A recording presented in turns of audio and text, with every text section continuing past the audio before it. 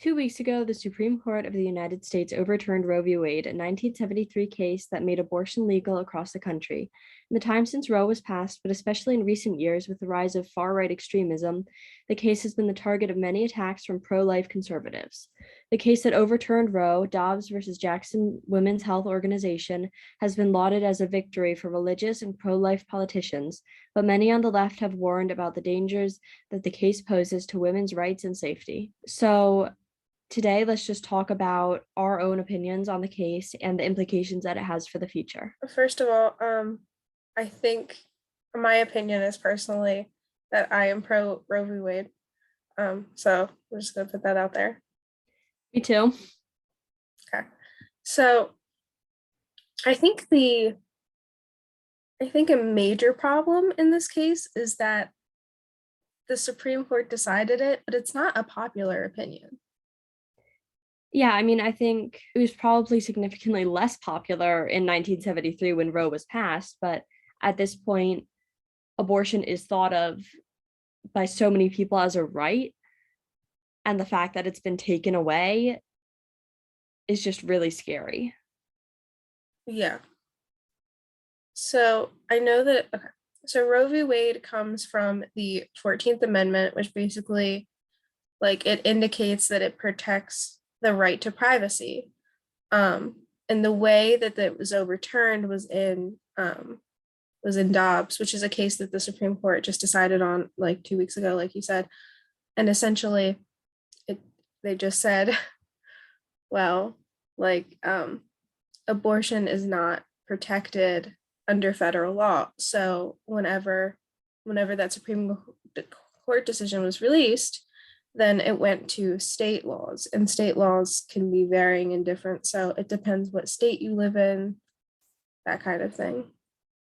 Exactly. I mean, I think I'm not an expert by any means. I'm not a political scientist or a lawyer or something, but there has been a lot of controversy over the way that the case was decided, and a lot of I think that in a lot of ways it feels like Dobbs was decided based on the justice's personal opinions on the matter rather than any kind of constitutional basis or precedent in the Supreme Court, which is pretty concerning because these justices are also going to be here for life or until they retire. So I guess the other thing about the case that really scares me is the implications that it has for future cases that might be overturned or changed. I know that cases like same-sex marriage and contraception have been discussed as things that might be on the chopping block next. And that just really concerns me because these are things personally for me, I'm 16. I've grown up with some of these rights, expecting some of these things to be legal for my whole life. And then the fact that suddenly this is all up in the air and could be basically anything is up for grabs now and could be changed or taken away. And that's just really concerning for me, especially living in a swing state of Pennsylvania that I don't know, it just feels like my rights aren't protected in the same way that they were, 2 weeks ago.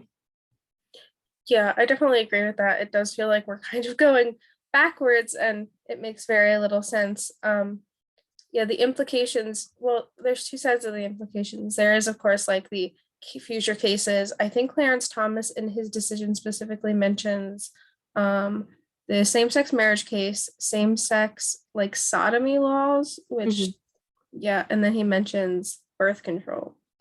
All the decisions that made those because they haven't been codified into law. And then the other implication is something that we just saw play out the other day. Actually, there was this case of a 10-year-old girl who she was going to be forced to give an abortion because the state or she was going to be forced to give birth because the state she lives in does not have any exceptions for rape or incest. And I think it was incest. And she got pregnant at 10 years old. And luckily she was able to go, I think, over to Indiana or something, a close state. But it's I think I think now they're trying to present like anti-abortion laws that would have made her abortion illegal. So the implication is just that there will be women, there will be kids who will be forced to give birth.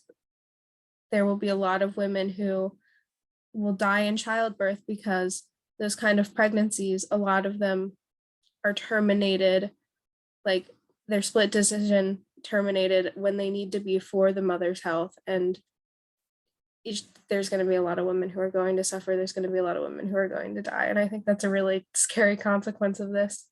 Yeah, absolutely. I mean, so going back to what you said about the 10-year-old girl, I think there was also a recording or something of like lawmakers in her state telling her like, oh, maybe you should consider this an opportunity, consider, having a family. And I just thought that was really disgusting to say to a 10-year-old girl.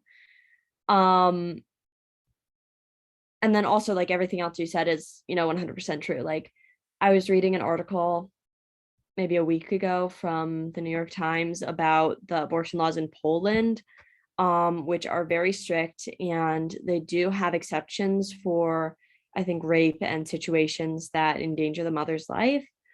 Um, but because the laws are so strict, many doctors are worried about being prosecuted, even if they perform an abortion to save the mother's life.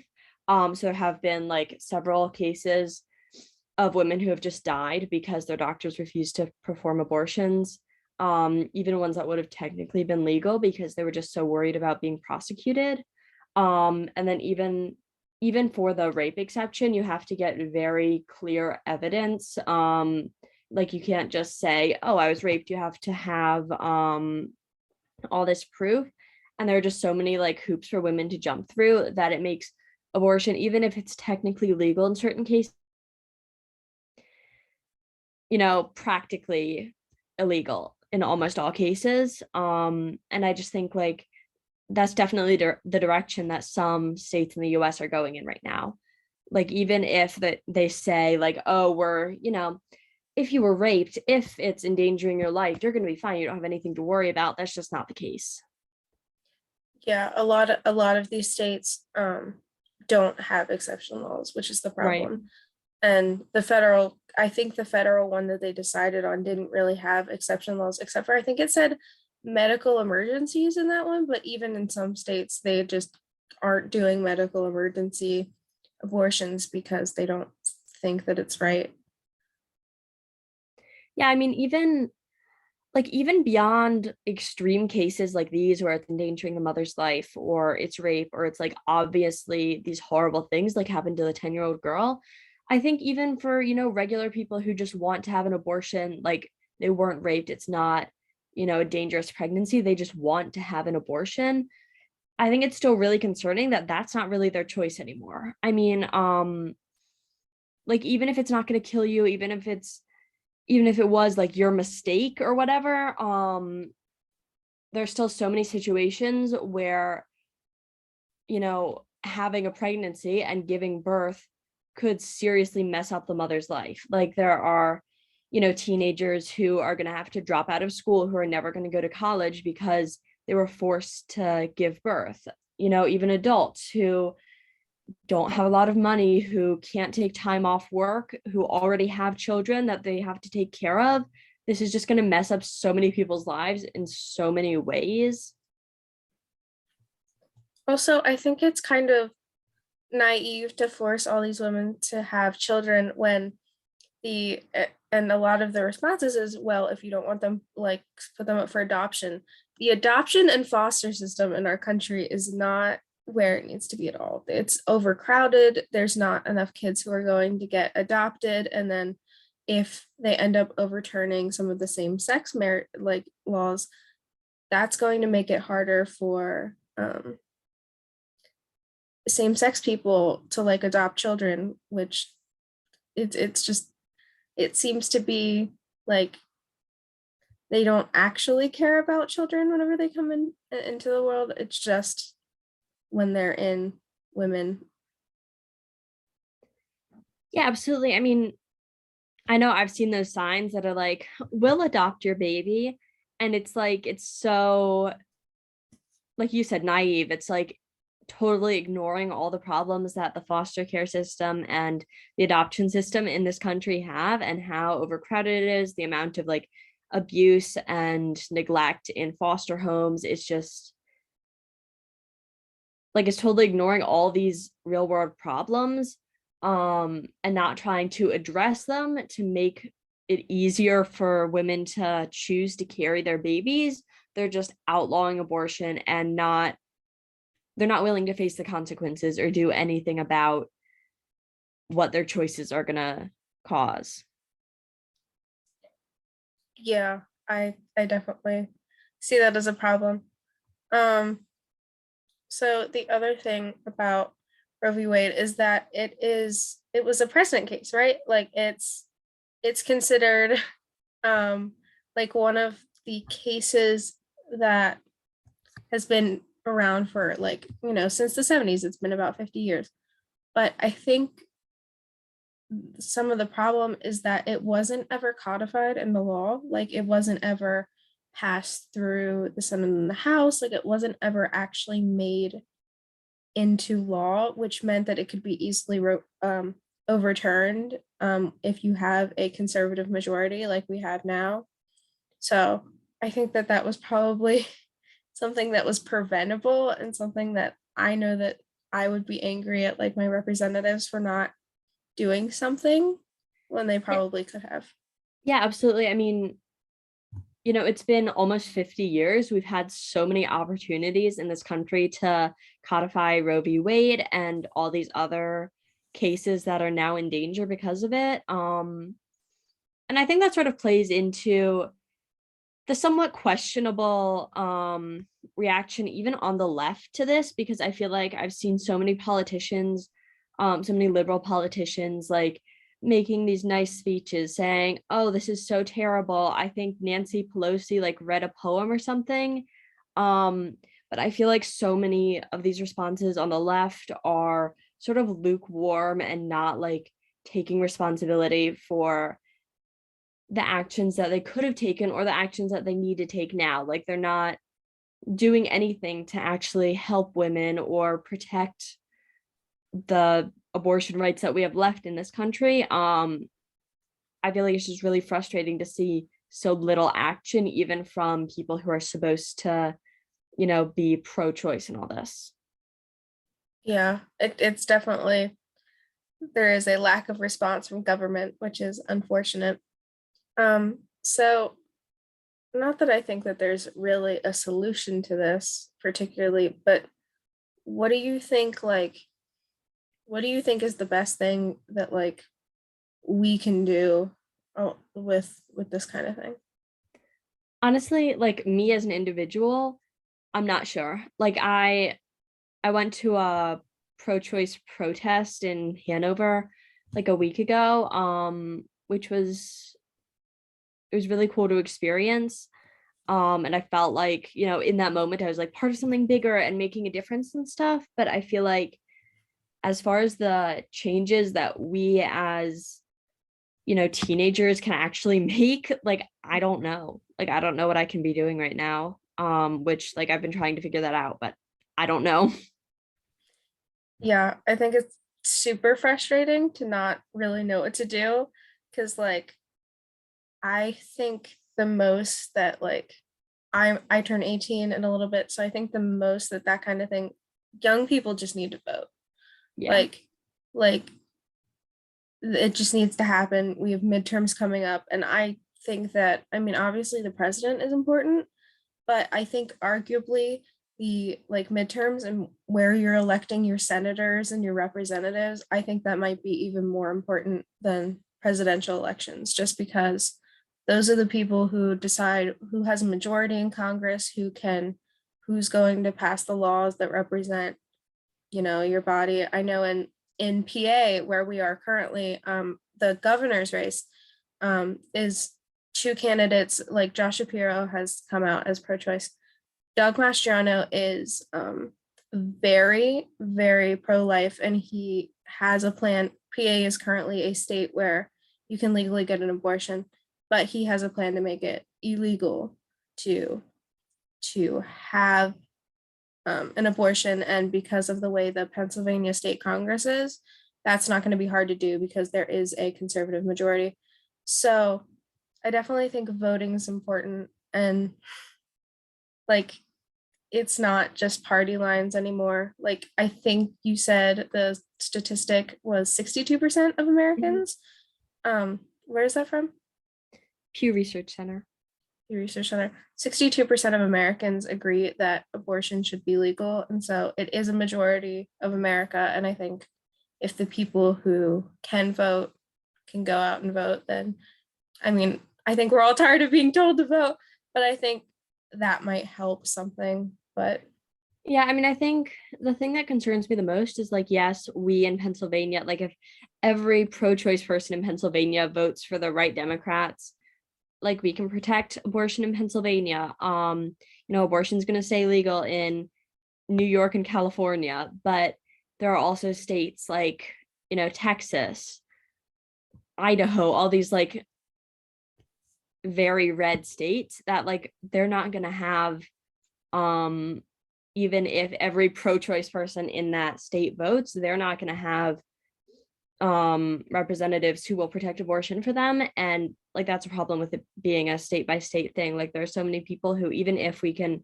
manage to protect ourselves, and even if we live in states where it's legal, there are so many people across the country who aren't going to have those rights.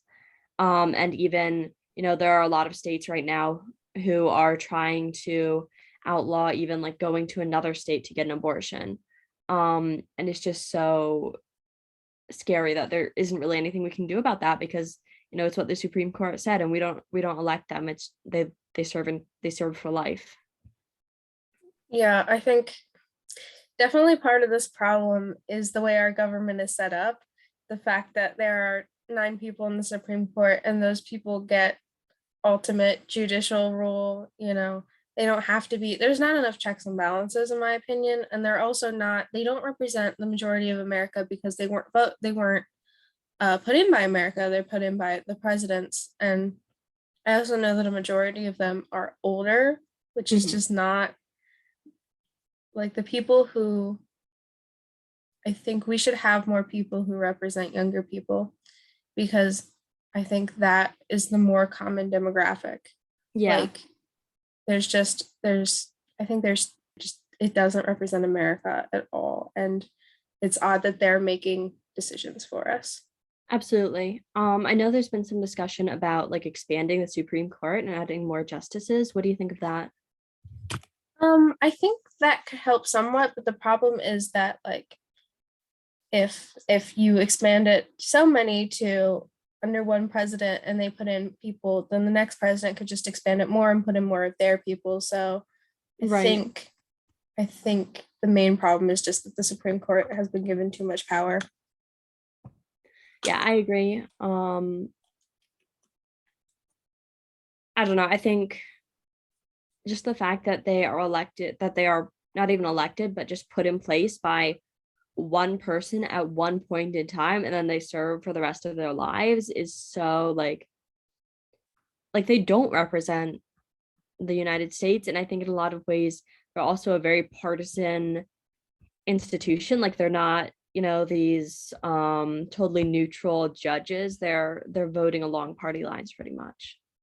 Yeah, and they're put in by people who are, party presidents, like people who Right. have those kind of opinions.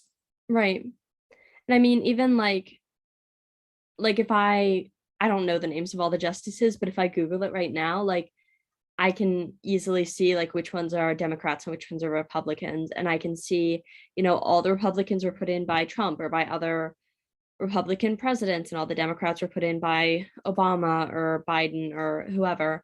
And it's like, I don't know, it's just so clearly like, you think of judges as like this totally neutral institution that's like, making decisions on the basis of the law and the law alone. And that's just so clearly not the case for the Supreme Court. Yeah. And I think the legality of Roe was definitely something that like it was kind of debated, but like their main argument in overturning it was that it just wasn't constitutional, which I don't think makes a lot of sense. Like, it's protected under the 14th Amendment, was what the original thing was, which had a right for privacy, and that kind of falls under privacy. And I think I think if you're overturning cases that have privacy, then that's a huge problem. That's a huge infringement on people's rights, in my opinion. Right. And I think they said like there's no constitutional basis for it. Like, yeah, it's true that the Constitution does not say anything about abortion, but I don't know. I feel like the idea that anything that isn't specifically mentioned in the Constitution isn't a right or shouldn't be legal is just so like dangerous for like so many other rights and so many people. Yeah, and we wouldn't need a Supreme Court to decide what's constitutional if everything was mentioned specifically in the Right. Constitution. And also, like, the Constitution itself, like, was written before we had to deal with like abortion kind of things, because there weren't abortions, there weren't commonly same-sex marriages, women weren't allowed to vote at all. So I think going simply based on like what is in the Constitution, what isn't fair at all, and it's just going to hurt minorities. Exactly. I mean, slavery was in the Constitution. Like, it's not, the Constitution isn't like this wholly, 100% correct all the time thing. Like, it was written by a set of people a long time ago. And I mean, it was written for a different world. And so there are updates that we have to make. I mean, it's something that comes up a lot with the Second Amendment, as far as like the huge advances that we've had in firearms and like, assault rifles and stuff that just weren't around when the founding fathers were writing the Constitution. Like, they were writing the Second Amendment. Sorry, I'm like getting totally off track here, but my point is that, they wrote the Second Amendment when we had, these rifles that could shoot one bullet at a time, didn't have that much power behind them. And now we have a totally different set of weapons that are being used for a totally different set of purposes. So there are changes that have to be made. And it's the same thing for stuff like abortion. Like, it wasn't mentioned in the Constitution, but that doesn't mean that it's not legal or that we shouldn't be addressing it on our own terms in today's world. Yeah, I think dealing with the Constitution, the best way to get anything done would be to pass an amendment or something, but that's ridiculously hard to do in Mhm. Congress. Like, passing an amendment is ridiculously hard. So I think there's very like little you can kind of do with the Constitution that is strictly like you either pass every new thing through Congress, which is hard as an amendment, or you let the Supreme Court decide what's constitutional and unconstitutional. Right. Yeah. So I think we've had a really good discussion about this today. Are there any last words you want to say about it before we head out? I think I just want to say that if if you're a voting age, you should probably vote.